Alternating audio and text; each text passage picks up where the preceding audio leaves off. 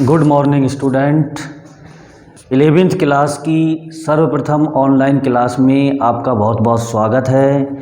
और 11वीं क्लास की पहली ऑनलाइन क्लास में हमारा जो टॉपिक है हमने लिया है त्रिकोणमितीय फलन। और त्रिकोणमितीय फलन क्यों लिया हमने? क्योंकि 9th और 10th क्लास में हम इस शब्द से परिचित हैं। कौन सा शब्द? त्रिकोणमितीय का शब्द। इसके अलावा हम देखें कि 11वीं क्लास में या हम कहें कि 10th क्लास में तो त्रिकोणमितीय अनुपात नाम से हमारा चैप्टर था, और 11वीं क्लास में त्रिकोणमितीय फलन नाम से हमारा चैप्टर है। तो हम इसमें त्रिकोणमितीय अनुपात लिया था और वहाँ यहाँ लिया है त्रिकोणमितीय फलन। तो दोनों में अंतर क्या है वो भी हम इसमें बताएंगे। इसके अलावा चैप्टर नंबर 3 हमारे कोर्स में रखा गया है 11वीं क्लास में। और हम देखें कि त्रिकोणमितीय अनफलन को समझाने से पहले इन्होंने हमें कोण एवं कोण का मापन नामक टॉपिक रखा है हमारे चैप्टर में। तो अब हम इस बार इस टॉपिक की बात करें कि कोण शब्द तो हम 6th क्लास से लेकर के 10th क्लास तक पढ़ते आ रहे हैं, लेकिन जब भी स्टूडेंट से पूछा जाता है कि कोण क्या होता है तो उसके पास से क्या जवाब आता है? वो कहता है कि 30 डिग्री सर, 50 डिग्री फिर सर 90 डिग्री को हम कोण कहते हैं, लेकिन एग्जैक्टली वो डेफिनेशन नहीं बता पाता है।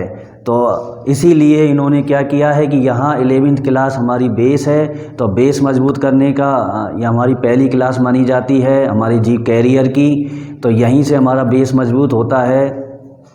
तो इसी वजह से यहाँ पर हमें कोण एवं कोण का मापन का नामक टॉपिक रखा गया है।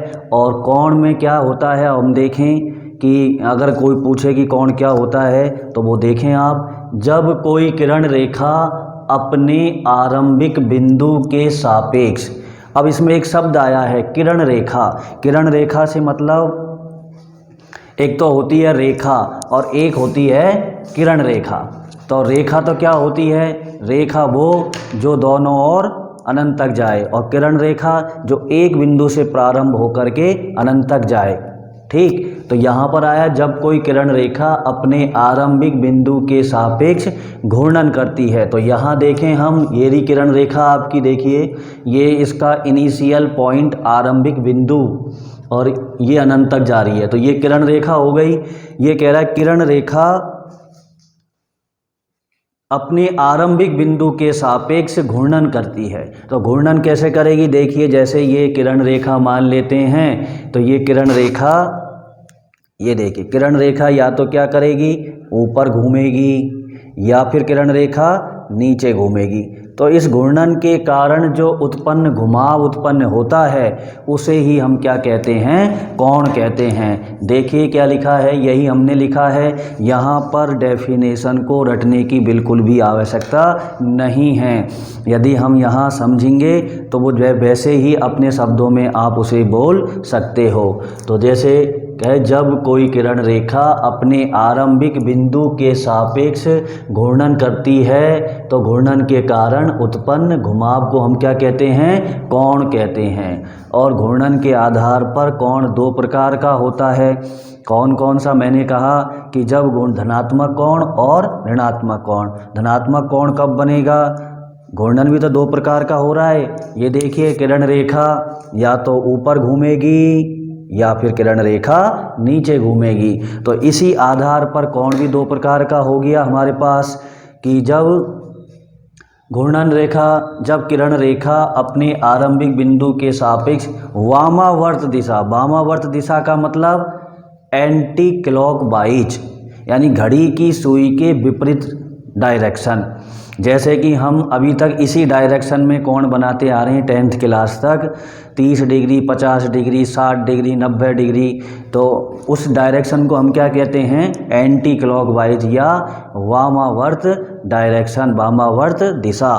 तो वामावर्त दिशा में घूर्णन करती है तो बनने वाला कोण कौन सा होगा? धनात्मक कोण। ये देखें हम, ये देखिए वामावर्त दिशा मतलब ऊपर। हम क्या करते हैं कि जो हमारे चांदे से हम ये कोण बनाते हैं छोटी क्लासों में, तो क्या करते हैं, चांदे को यहाँ रख देते हैं और भैया 30 डिग्री का बनाना है तो 30 डिग्री पर पॉइंट लगा देंगे और इस पॉइंट को यहाँ से मिला देंगे। यानी कि हम क्या करते हैं, जीरो से लेकर इस डायरेक्शन में बढ़ते हैं और इस डायरेक्शन को क्या कहते हैं, वामावर्त डायरेक्शन। तो इस डायरेक्शन में बनने वाला कोण धनात्मक कोण, ये बना रखा। ऋणात्मक कोण क्या होता है कि जब कोई किरण रेखा अपने आरंभिक बिंदु के सापेक्ष दक्षिणावर्त दिशा में घूर्णन करती है तो बनने वाला कोण ऋणात्मक कोण कहलाता है। तो ऋणात्मक कोण के लिए यानी डायरेक्शन चेंज होगी, दक्षिणावर्त दिशा का मतलब क्लॉकवाइज सिस्टम, क्लॉकवाइज का मतलब घड़ी की सुई की दिशा में। तो घड़ी की सुई की दिशा में जब देखिए ये रही, जैसे ये यहाँ से ये लगाया और ये घड़ी की सुई की दिशा नीचे घूर्णन कर रही है, तो इस डायरेक्शन में बनने वाला कोण कौन सा कहलाएगा, ऋणात्मक कोण कहलाता है। और इस डायरेक्शन को क्या कहते हैं हम विज्ञान की भाषा में, दक्षिणावर्त दिशा। अब ये जो चिन्ह है नेगेटिव कोण, जैसे माइनस के 30, माइनस 50, तो ये जब माइनस लगा रहता है कोण के आगे तो वो माइनस का चिन्ह क्या व्यक्त करता है, डायरेक्शन को व्यक्त करता है, दिशा को व्यक्त करता है। Exactly clear. देखिए जैसे माइनस 30 डिग्री का मतलब वो जो 30 डिग्री का कोण बना है वो कौन से डायरेक्शन में बना, दक्षिणावर्त दिशा में बना है। क्लियर हो गया। तो अब हम देखें कि हमने कोण के बारे में पढ़ा है कि कोण होता क्या है, कि जब कोई किरण रेखा अपने आरंभिक बिंदु के सापेक्ष घूर्णन करती है तो घूर्णन के कारण उत्पन्न घुमाव क्या कहलाता है, कोण कहलाता है। कोण घूर्णन के आधार पर दो प्रकार के होते हैं, एक धनात्मक कोण और एक ऋणात्मक कोण। धनात्मक कोण कब बनेगा, जब किरण रेखा कौन से डायरेक्शन में घूमेगी, वामावर्त डायरेक्शन में, एंटी क्लॉकवाइज, तो धनात्मक कोण। और यदि क्लॉकवाइज घूमेगी यानी दक्षिणावर्त दिशा में घूमेगी तो बनने वाला कोण कौन सा होगा, ऋणात्मक कोण होगा। ठीक। अब हम देखेंगे दूसरा टॉपिक हमारा कोण का मापन।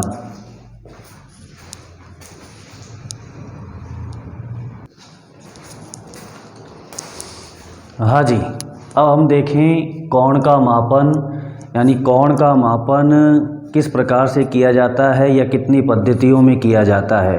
तो कोण का मापन अभी तक हम देखें 10वीं क्लास तक डिग्री में ही मापते आ रहे हैं कोण को, और डिग्री वाली पद्धति को हम क्या कहते हैं, साष्टिक पद्धति कहते हैं। लेकिन कोण का मापन सामान्यतः एक पद्धति में और किया जाता है जिसको हम कहते हैं वृत्तीय पद्धति। तो कहने का मतलब कोण का मापन सामान्यतः दो पद्धतियों में किया जाता है, पहली साष्टिक पद्धति और दूसरी वृत्तीय पद्धति। तो साष्टिक पद्धति क्या होती है, पहले इसके बारे में। इस पद्धति में कोण का मापन डिग्री में किया जाता है तथा 1 डिग्री बराबर कितने मिनट होते हैं, 60 मिनट। ये जो 1 डैश है वो मिनट का चिन्ह है और 1 मिनट बराबर कितने सेकंड, 60 सेकंड। ये तो हम जानते हैं। ये जो डबल डैश है वो सेकंड के लिए है। अब हम देखें कि जब किरण रेखा पूरा एक परिक्रमण करती है तो कितना कोण बनता है, 360 डिग्री का कोण बनता है। तो हम चाहें कि यदि 1 डिग्री कोण किसे कहेंगे या कितने के बराबर होगा, हम जानते हैं कि जब पूरा कोण 360 डिग्री का बनता है एक पूर्ण परिक्रमण में, तो 1 डिग्री कोण कितने के बराबर हो जाएगा, एक पूर्ण परिक्रमण के 1/360वें भाग के बराबर। 1 डिग्री कोण एक पूर्ण परिक्रमण का 1/360वां भाग के बराबर होगा 1 डिग्री कोण। और ये हमारे पास आ गया एक पूर्ण परिक्रमण में बना कोण थीटा बराबर 360 डिग्री। अब हम आए दूसरी पद्धति पर। दूसरी पद्धति हमारी कौन सी है, वृत्तीय पद्धति। वृत्तीय पद्धति का मतलब वृत्त पर आधारित पद्धति। वृत्त का मतलब सर्किल, और सर्किल से ही बना सर्कुलर सिस्टम, यानी वृत्तीय पद्धति। तो वृत्त पर आधारित पद्धति में हम कोण का मापन कैसे करते हैं, इस पद्धति में कोण का मापन रेडियन हिंदी में लिख सकते हैं, या फिर ये चिन्ह जैसे हम डिग्री के लिए लगाते हैं 0 जैसा चिन्ह, ऐसे ही रेडियन के लिए सी का मतलब है सर्कुलर का मतलब है सर्किल से, और सर्किल का मतलब वृत्त से है, इसलिए सी काम में लिया है। तथा एक सूत्र होता है इसी वृत्त के आधार पर, थीटा बराबर चाप बटे त्रिज्या। यहाँ से जो थीटा आता है वो रेडियन में प्राप्त होता है। तो यदि हम यहाँ भी ये चाहें कि 1 रेडियन कोण, जैसे हमने यहाँ साष्टिक पद्धति में 1 डिग्री कोण को परिभाषित किया, ऐसे ही हम ये चाहें कि 1 रेडियन कोण क्या होगा या कितने के बराबर होगा, तो हम देखेंगे कि यहाँ चाप 1 रख दें और त्रिज्या भी 1 रखें तो 1 रेडियन कोण बनता है। इसका मतलब देखिए आप, ये त्रिज्या रही जो किरण रेखा भी है और ये चाप रहा और इसके द्वारा अंतरित कोण कितना बन रहा है, 1 रेडियन। सी का मतलब 1 रेडियन से है। तो अब परिभाषा यदि हम बनाना चाहें, रटने की हमें आवश्यकता नहीं है कि इकाई त्रिज्या वाले, त्रिज्या इकाई से मतलब 1 सेंटीमीटर, 1 मीटर, 1 किलोमीटर, कुछ भी, लेकिन 1 होना चाहिए इकाई। इकाई त्रिज्या वाले वृत्त के केंद्र पर इकाई लंबाई के चाप द्वारा अंतरित कोण कितना हो जाएगा, 1 रेडियन कोण कहलाता है। ये डेफिनेशन बन गई, यहीं से बन गई। इकाई त्रिज्या वाले वृत्त के केंद्र पर इकाई लंबाई के चाप द्वारा अंतरित कोण 1 रेडियन कोण कहलाता है।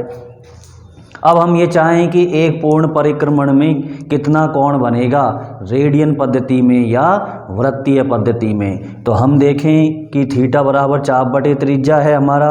एक पूरा ये किरण रेखा रही, किरण रेखा, ये चाप बढ़ता जाएगा और किसके बराबर हो जाएगा, चाप किसके बराबर, परिधि के बराबर हो जाएगा।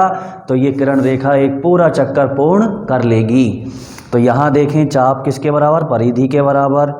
तो परिधि क्या होती है, 2πr होती है। त्रिज्या हमारी r से r कैंसिल हो गया और क्या बच गया, 2π रेडियन। यानी कि हम कहें कि वृत्तीय पद्धति में एक पूर्ण परिक्रमण करने में कितना कोण बनता है, 2π रेडियन का। तो यहाँ ये ध्यान रखने की ज़रूरत है कि साष्टिक पद्धति में जब किरण रेखा एक पूरा चक्कर पूर्ण करती है तो 360 डिग्री का कोण बनता है, जबकि वृत्तीय पद्धति में 2π रेडियन का कोण बनता है। अब हम देखें कि इस पद्धति, ये दोनों पद्धतियों में संबंध भी होता है, जिसके आधार पर प्रश्न बनते हैं हमारे एक्सरसाइज 3.1 में। तो अब हम देखें कि इन दोनों पद्धतियों में संबंध।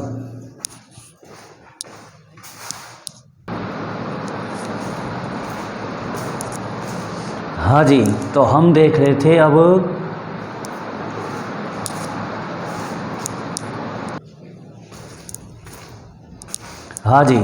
हम देख रहे थे कि दोनों पद्धतियों में संबंध। कौन कौन सी पद्धति, एक साष्टिक पद्धति है और दूसरी वृत्तीय पद्धति।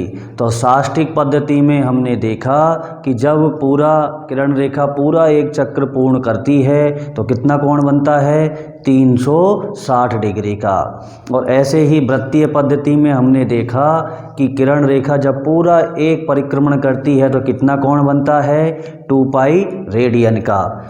इसी को आधार बना करके हम इन दोनों पद्धतियों में संबंध प्राप्त कर सकते हैं। देखिए कैसे, साष्टिक एवं वृत्तीय पद्धति में संबंध। एक पूर्ण परिक्रमण में बना कोण साष्टिक पद्धति में कितना होता है, 360 डिग्री का। वृत्तीय पद्धति में 2π रेडियन का। सी का मतलब रेडियन से है।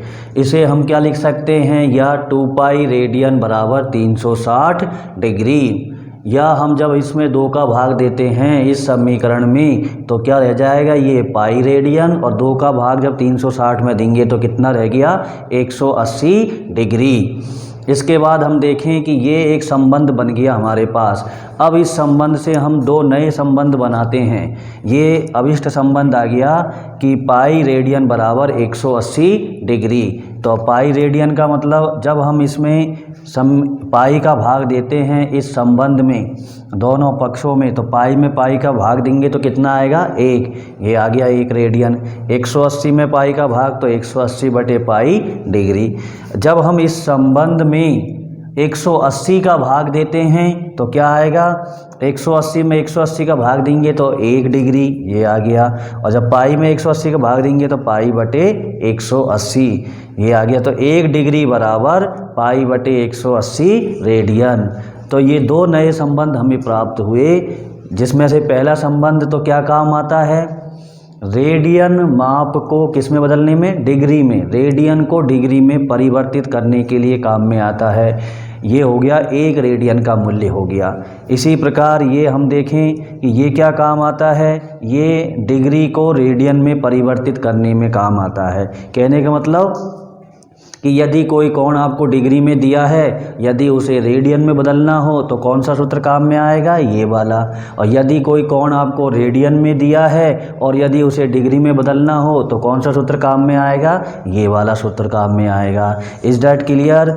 ये इसमें संबंध आ गया हमारे पास। कोण हो गया, कोण का मापन हम कैसे करते हैं वो हमें पता चल गया। कोण का मापन कैसे करते हैं, इसके बाद जो मापन की जो 2 पद्धतियाँ आई, उन 2 पद्धतियों में संबंध क्या होता है और वो क्या काम आता है। क्या होता है, पाई रेडियन बराबर 180 डिग्री क्या काम आता है। इससे 2 नए संबंध बने जो क्या काम आते हैं, कोण को एक पद्धति से दूसरे पद्धति में परिवर्तित करने के लिए। यानी कोण का जो माप है एक पद्धति से दूसरे पद्धति में परिवर्तित करना हो तो हम इन संबंधों का उपयोग कर सकते हैं। ठीक, ये वीडियो हमारा, ये ऑनलाइन क्लास यहीं पर हमारी कंप्लीट होती है। आज का टॉपिक भी हमारा कंप्लीट हो गया, कोण एवं कोण का मापन। इसके आधार पर आपकी एक्सरसाइज नंबर 3.1 है 11वीं क्लास में, जिसका अध्ययन हम नेक्स्ट क्लास में करेंगे। धन्यवाद, बहुत बहुत धन्यवाद।